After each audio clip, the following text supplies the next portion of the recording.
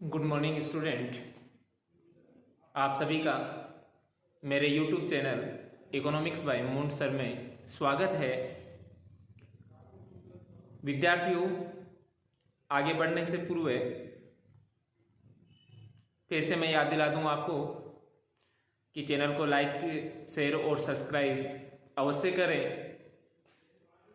जिस भी प्रकार की क्यूरी आपके सामने आए, कोई भी समस्या हो, उस समस्या से मुझे अवगत अवश्य करो। विद्यार्थियों, हमने अपनी इकोनॉमिक्स की पुस्तक के 2 पार्टों में से एक पार्ट को लगभग कंप्लीट कर लिया है। उन समस्त लेसनों के जो कि वर्तमान में इस सत्र की परीक्षा 2021 में जो लगेंगी, उसमें जो सिलेबस है उस सिलेबस के अकॉर्डिंग जो लेसन अपने रखे गए हैं, उन समस्त लेसनों के वीडियो हैं वो यूट्यूब चैनल के ऊपर स्टोर हैं। आप समय के अकॉर्डिंग समस्त वीडियोस को देखें और मैं चाहूंगा कि आप क्रमबद्ध ही देखें। जिस अकॉर्डिंग पढ़ाया गया है उसी अकॉर्डिंग आप उन सभी वीडियोस को देख लें। हमने माइक्रो का मोटा मोटा जो पोर्शन है उसको कंप्लीट कर लिया। अब विद्यार्थियों, अपने सामने दूसरा पार्ट स्टार्ट होता है यूनिट नंबर 5 में। लेसन नंबर 14 है basic concept of national economics. National income के जो कॉन्सेप्ट हैं उनके बारे में हम जानेंगे। तो उन कॉन्सेप्ट से पहले हम कुछ चर्चाएं हैं वो करना चाहेंगे कि जो नेशनल इनकम है, या हम जिसको राष्ट्रीय आय है, उसका रोल क्या है। तो विद्यार्थियों, राष्ट्रीय आय का रोल एक राष्ट्र की दृष्टि से वैसा ही है जैसा एक उपभोक्ता के लिए उसकी आय का होता है। जिस प्रकार से उपभोक्ता की हम चर्चा करते हैं उसकी आय होती है, तो एक व्यक्ति विशेष जिस प्रकार से आय सृजित करता है या प्राप्त करता है, उसी प्रकार से एक राष्ट्र है वो भी आय सृजित करता है, प्राप्त करता है। अर्थात एक राष्ट्र के पास उस देश के अंदर जो राष्ट्रीय आय की गणना हम करेंगे तो उसके अंदर विभिन्न संसाधन मौजूद होते हैं और उन विभिन्न संसाधनों द्वारा प्राप्त जो आय होती है उस आय का समस्त योग हम करते हैं। विद्यार्थियों, राष्ट्रीय आय की यदि हम बात करें कि राष्ट्रीय आय हम किसे कहते हैं, तो हम कहेंगे कि किसी राष्ट्र की भौगोलिक सीमाओं के अंदर देश के ही संसाधनों द्वारा उत्पादित अंतिम वस्तु और सेवाओं के मौद्रिक मूल्य के योग को हम राष्ट्रीय आय कहते हैं। क्योंकि विद्यार्थियों, राष्ट्रीय आय को पढ़ने से पूर्व हमें उसके बारे में जो कुछ बेसिक बातें हैं, उन बेसिक बातों की हम चर्चा करते हैं। और उन बेसिक चीजों के अंदर सबसे पहले जो चीज आती है अपने सामने, वो आती है स्टॉक और परवाह। 2 शब्द यूज किए जाते हैं, स्टॉक और दूसरा है परवाह। विद्यार्थी स्टॉक को स्कंद कहते हैं। स्टॉक क्या है और प्रवाह क्या है? विद्यार्थियों, यदि हम सेपिरो की बात करें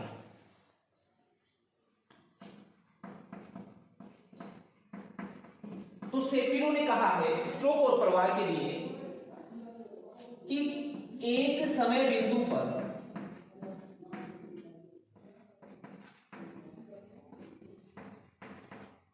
मौजूद मात्रा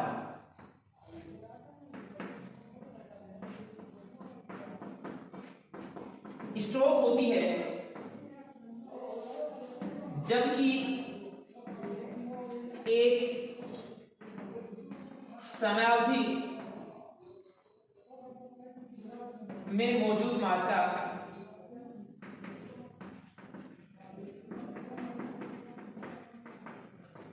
प्रवाह होती है। शेपिरो कहते हैं कि एक समय बिंदु की माप यदि हम करते हैं तो उस समय बिंदु पर की गई माप है वो स्ट्रोक को व्यक्त करती है। क्योंकि स्ट्रोक के लिए सामान्य अर्थ में यदि हम बात करें तो स्ट्रोक हम उस स्थिति को कहते हैं जो कि किसी समय बिंदु पर मापी जाती है। जैसे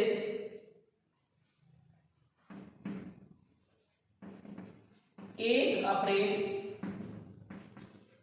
1980 को किसी वस्तु की कोई मात्रा या किसी सेवा या किसी भी मद की कोई मात्रा का यदि हम माप करते हैं तो वो स्ट्रोक होता है। किंतु हम कहें कि 1980-81 के अंदर किसी वस्तु की मात्रा का या मौद्रिक मूल्य का यदि माप हम करते हैं तो ये दोनों ही चीजें हैं वो भिन्न भिन्न है।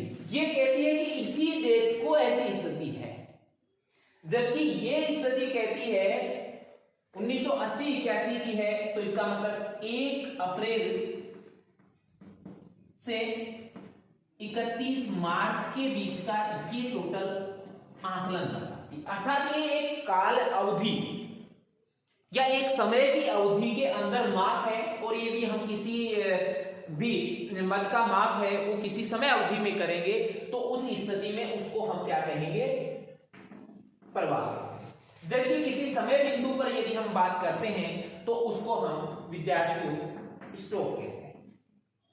विद्यार्थियों यहां पर स्ट्रोक और प्रवाह को समझने के लिए हम एक सामान्य एग्जाम्पल भी यूज कर रहे हैं जिसके माध्यम से आप आसानी से ये समझ पाओ कि स्ट्रोक क्या है और प्रवाह क्या है। मान लीजिए कि कोई टैंक है या कोई बांध है और उस बांध की जो कैपेसिटी है वो 1 जनवरी को हमने नापी, या तो टैंक है, उस टैंक की हमने 1 जनवरी को माप की और हमने पाया कि उसमें 1000 लीटर पानी मौजूद है। जब वर्ष परिवर्तित हुआ या महीना परिवर्तित हुआ या कितने भी दिनों की बात हम कर सकते हैं, किंतु समय अवधि की बात हम कर रहे हैं, हमने इसको देखा 31 जनवरी को इस टैंक के अंदर 1500 लीटर पानी था। यदि हम 1 जनवरी की चर्चा कर रहे हैं तो इसका मतलब 1 जनवरी को स्ट्रोक उसके अंदर कितना है, 1000 लीटर का। जबकि हमें 31 जनवरी की बात कर रहे हैं तो भी वो स्ट्रोक है कि 31 जनवरी को उस टैंक में 1500 लीटर पानी है। किंतु हम ये बात करें कि 1 जनवरी से लेकर 31 जनवरी तक इसके अंदर 1000 लीटर पानी की आवक हुई। 1 जनवरी से 31 जनवरी के बीच 1000 लीटर पानी इस टैंक में आया, जबकि 500 लीटर पानी था उसकी इसमें जावक हुई, अर्थात ये यूज किया गया। अर्थात वास्तविक जो फ्लो हुआ इस समय अवधि के अंदर इस टैंक में वो कितना हुआ, क्योंकि 1000 आया था, 500 इसमें से चला गया, बच गया इसमें कितना, 500। ये जो 500 लीटर पानी है, ये 500 लीटर पानी अपने को बता रहा है प्रवाह, कि ये इस पूरे महीने के अंदर इस टैंक की स्थिति को व्यक्त कर रहा है। तो एक काल अवधि की यदि हम चर्चा करते हैं विद्यार्थियों, तो उस काल अवधि में किसी भी चर की कोई माप अपन करते हैं तो उसको हम प्रवाह कहेंगे। जबकि किसी समय बिंदु पर यदि हम बात करते हैं तो समय बिंदु पर किए गए माप को हम स्ट्रोक की श्रेणी में रखते हैं और उस मद को स्ट्रोक कहा जाता है। क्योंकि विद्यार्थियों यहां पर स्ट्रोक और प्रवाह की जो बात हमने की उसके करने के पीछे जो कारण था वो ये कि राष्ट्रीय आय जो है अर्थात एक देश की जो इनकम की हम बात कर रहे हैं वो इनकम स्ट्रोक में होकर प्रवाह होती है।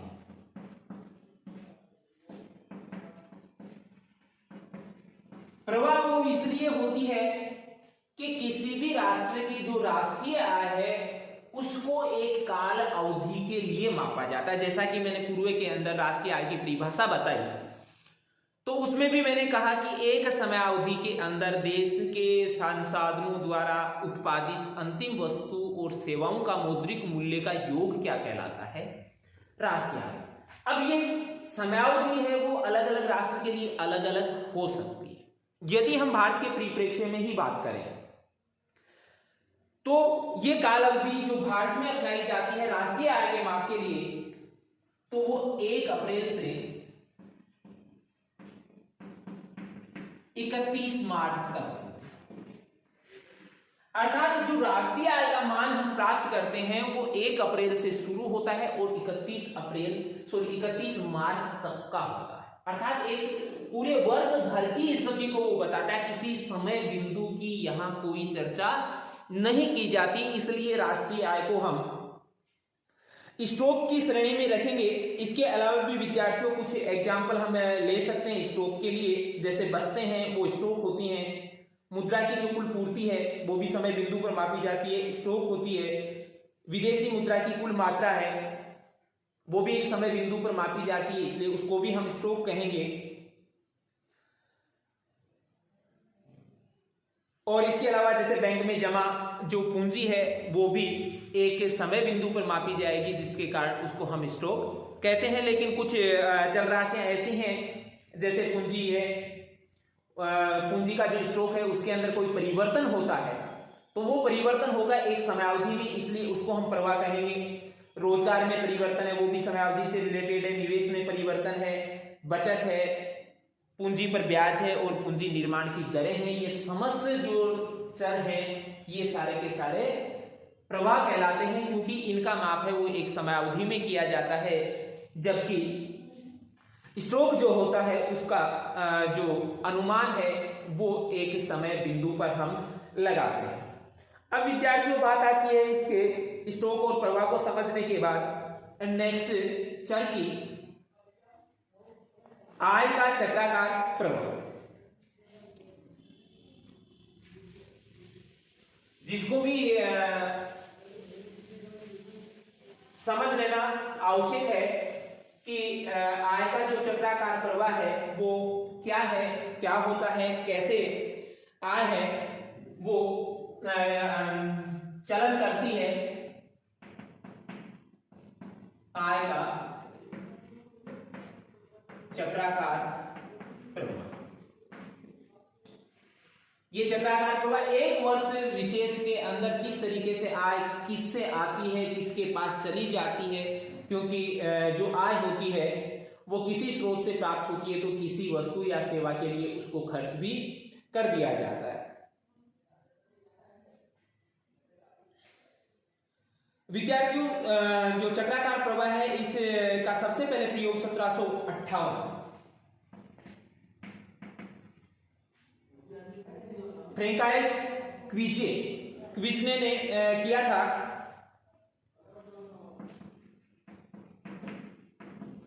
फ्रैंकाइज क्विज़ने किया था, जबकि कार्ल मार्क्स ने इनकी जो तालिका थी उस तालिका के अंदर सुधार किया या उसको दोबारा प्रकाशित किया।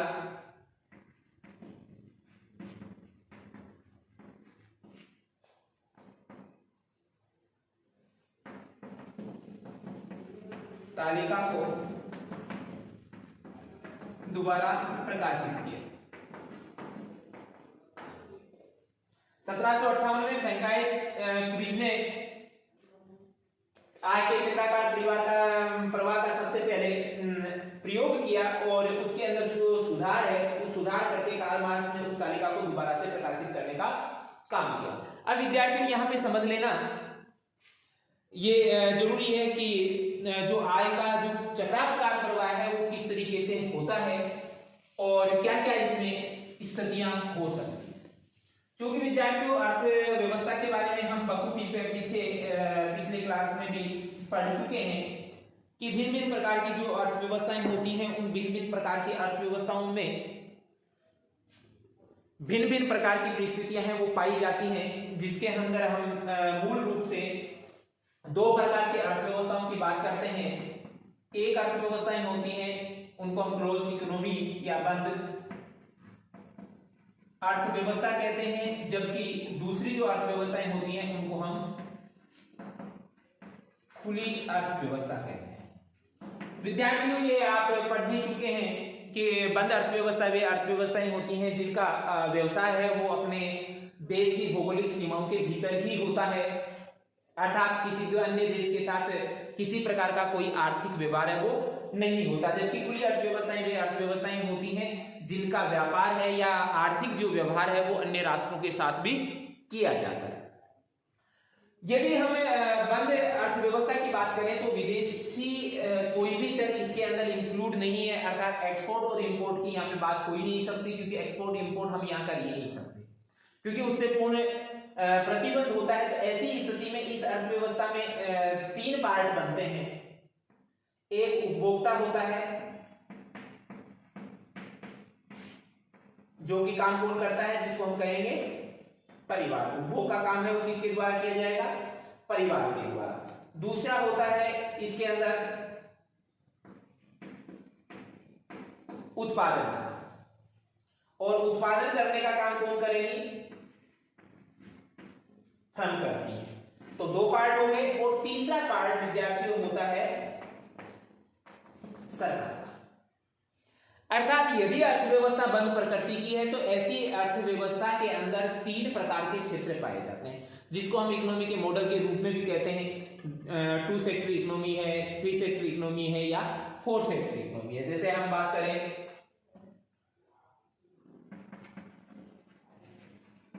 2 सेक्टर इकोनॉमी की, तो 2 सेक्टर इकोनॉमी होती है नेशनल इनकम ज्ञात करने के लिए y बराबर हम C+I यूज करते हैं। C है उपभोक्ता से रिलेटेड है, I है इन्वेस्टमेंट उत्पादक से रिलेटेड या श्रम से रिलेटेड है। यदि हम इसी इकोनॉमी को 3 सेक्टर इकोनॉमी में यूज करते हैं तो ऐसी स्थिति में y बराबर C+I+G स्थिति के अंदर आ जाती है। यहाँ पे 2 सेक्टर इकोनॉमी में गवर्नमेंट नहीं है, सरकार का कोई रोल हम यहाँ पे नहीं मान के चल रहे हैं, जबकि 3 सेक्टर इकोनॉमी में गवर्नमेंट भी होगी। इसके बाद तीसरी आती है 4 सेक्टर इकोनॉमी,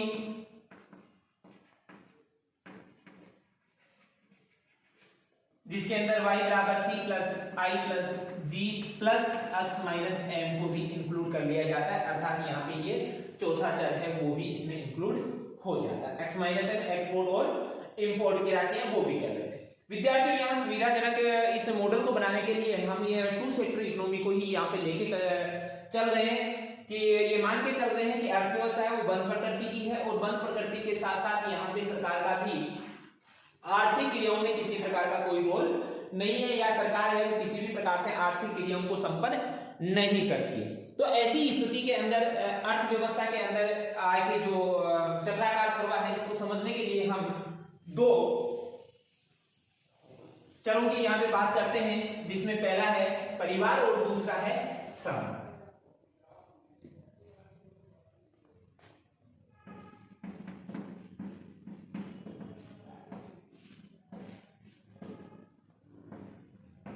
और दूसरी है विद्यार्थियों श्रम। अब यहां पे यदि हम वास्तविक प्रवाह की बात करें, मौद्रिक प्रवाह को एक बार छोड़ देते हैं, मौद्रिक प्रवाह अर्थात मूल्य की बात को हम छोड़ देते हैं और ये माने कि जो चीज दी जाती है वैसी की वैसी भौतिक रूप से दूसरी चीज यहां से ले ली जाती है, तो कौन सा क्षेत्र कौन सी वस्तु देता है और कौन सा क्षेत्र कौन सी वस्तु या सेवा उसको प्रदान करता है। तो विद्यार्थियों, सबसे पहले धन को आवश्यकता पड़ती है साधन की, और वो साधन है वो परिवार उपलब्ध करवाता है किसको, धन। अब ये जो साधन है उन साधनों के बारे में हम चर्चा पीछे कर चुके हैं कि एक जो परिवार है वो कौन कौन से साधन है वो प्रदान कर सकता है। जैसे भूमि प्रदान कर सकता है, ये श्रम को श्रम प्रदान कर सकता है, पूंजी दे सकता है, साहस प्रदान कर सकता है और प्रबंध प्रदान कर सकता है। जो साधनों की चर्चा हम पीछे के अध्यायों में भी कर चुके हैं कि उत्पादन के लिए जो साधनों की आवश्यकता श्रम को पड़ती है वो समस्त साधन है वो परिवार के द्वारा श्रम को उपलब्ध करवाए जाए। जबकि श्रम यदि वास्तविक प्रवाह की ही हम बात कर रहे हैं तो ऐसी स्थिति में जो श्रम होगी वो विद्यार्थियों इन साधनों के बदले परिवारों को वस्तुएं व सेवाएं उपलब्ध करवाती है। और जब हम इकोनॉमी में केवल इन्हीं दो चीजों की बात करते हैं कि परिवार है वो श्रम को साधन उपलब्ध करवाता है जिसके अंदर भूमि, श्रम, पूंजी, साहस और प्रबंध के रूप में इनको उपलब्ध करवाता है, तो इन साधनों के द्वारा श्रम है वो वस्तु और सेवाओं का निर्माण करती है और वो निर्माण करके परिवारों को इनके बदले उपलब्ध करवा देती है। अर्थात जितने साधन है हमने यूज किए उन्हीं साधनों को वो वस्तुएं हैं दोबारा से लौटा दी जाती है। जब इसी की हम चर्चा करते हैं तो इस स्थिति को हम कहते हैं वास्तविक प्रवाह। किंतु विद्यार्थियों कोई भी साधन होता है, चाहे वस्तु होती है चाहे सेवा होती है, सबका अपना अपना मूल्य होता है और मूल्य के आधार पर ही इन साधनों का प्रयोग है वो भी किया जाता है। तो जब हम इसके मूल्य की हम चर्चा करते हैं तो ऐसी स्थिति में जब परिवारों से श्रम है वो भूमि, श्रम, पूंजी और साहस प्रबंध प्राप्त करती है तो इनके बदले श्रम है भूमि के बदले लगान परिवारों को चुकाता है, श्रम के बदले मजदूरी देता है, पूंजी के बदले ब्याज चुकाता है, साहस का लाभ मिलता है परिवारों को और प्रबंध के बदले वेतन का भुगतान। अर्थात एक साइड से परिवारों से फर्में हैं वो भूमि, श्रम, पूंजी, साहस और प्रबंध अर्थात साधन खरीदती हैं तो उन साधनों के बदले लगान, मजदूरी, ब्याज, लाभ और वेतन के रूप में परिवारों को भुगतान कर दिया जाता है।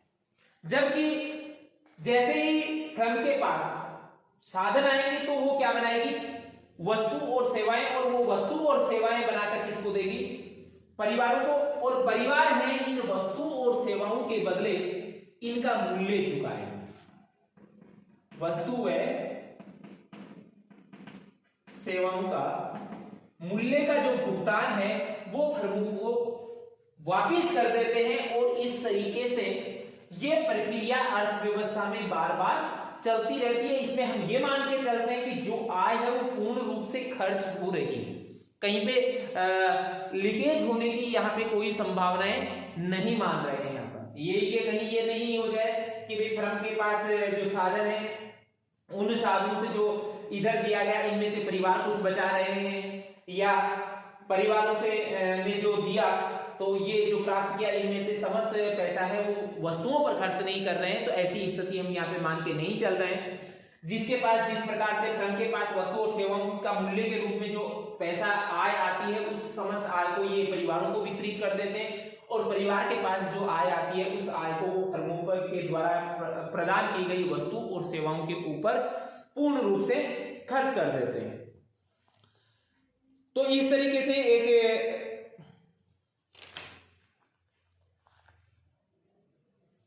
जो क्षेत्र है आय का चक्राकार प्रवाह है वो अपने को दो प्रकार की स्थितियों को व्यक्त करता है। एक होती है वास्तविक, और जब हम मुद्रा को इसमें काउंट कर देते हैं तो इस स्थिति के प्रवाह को हम कहते हैं मौद्रिक प्रवाह। तो जो राष्ट्रीय आय का चक्राकार प्रवाह है वो दो स्थितियों को व्यक्त करता है, वास्तविक प्रवाह और मौद्रिक प्रवाह। और ये हमें बताते दोनों ही चीजें बताती है कि एक साइड से यदि हम साधन देते हैं तो दूसरी साइड से अपने को वस्तुएं यदि प्राप्त होती है तो उस स्थिति को हम वास्तविक प्रवाह कहेंगे।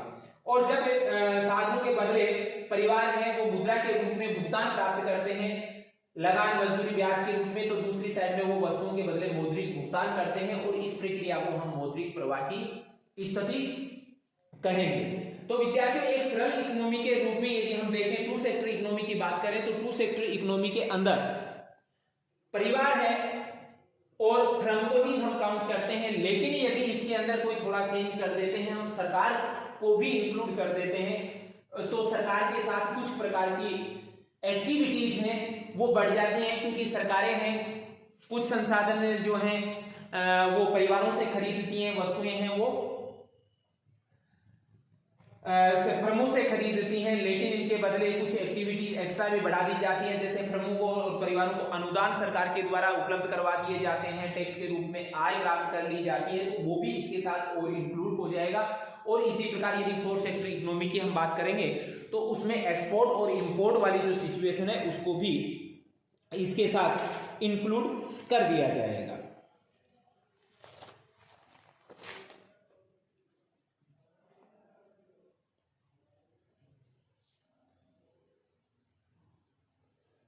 इसके बाद विद्यार्थियों इस लेसन के अंदर बात आती है कि जो राष्ट्रीय आय है उसको हम ज्ञात करते हैं, तो ज्ञात करने के लिए कुछ मूलभूत अवधारणाएं इसकी हैं, कुछ मूलभूत इसमें थॉट हैं, उन थॉट्स को भी समझ लेना अपने लिए अति आवश्यक है, क्योंकि उनके अभाव में हम राष्ट्रीय आय की जो वास्तविक गणना है उस वास्तविक गणना को हम आसानी से नहीं कर सकते हैं। और इसी की स्थिति के अंदर हम आज का जो पार्ट है वो यहीं समाप्त करते हैं। आशा करता हूं कि आपको समझ में आया होगा और आप इन चीज़ों को भली भांति अपनी पाठ्य पुस्तक से भी रीड करेंगे। यदि किसी प्रकार की कोई समस्या आती है तो आप मुझे पुनः से अवगत करवाएंगे, जिससे कि हम उन समस्याओं का हल है वो समय रहते आसानी से कर सकेंगे। उनके माध्यम आपको जैसे उचित लगे उसी माध्यम से आप मुझे अवगत करवा दें, तो आपकी समस्या जो भी समस्या है उसको हम सोल्व कर सकेंगे। चलते चलते फिर कहूँगा कि कोविड महामारी का ध्यान रखें, सोशल डिस्टेंसिंग बनाए रखें, मास्क का प्रयोग निरंतर करें और हाथों को सैनिटाइज भी आप समय पर करते रहें। तब तक धन्यवाद, मिलते हैं नेक्स्ट वीडियो के साथ।